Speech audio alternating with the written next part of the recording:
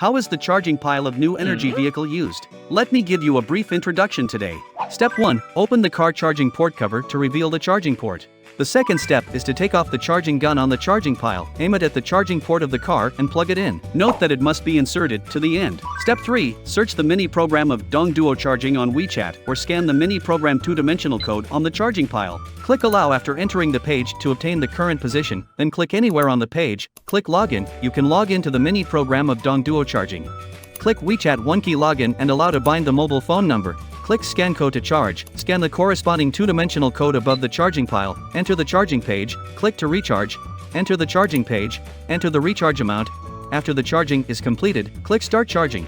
Wait a few seconds, the charging pile will start charging. Users can know the detailed charging situation at any time through the small program. In addition, they can also view the charging information on the control screen in the charging pile. Step 4. If you need to stop charging during full charging or charging, go back to the mini program charging page and click Stop Charging. Finally, remove the charging gun and insert it back into the charging pile socket, and close the charging port cover of the electric vehicle. The above is how to use the charging pile. Simple introduction. Friends have learned?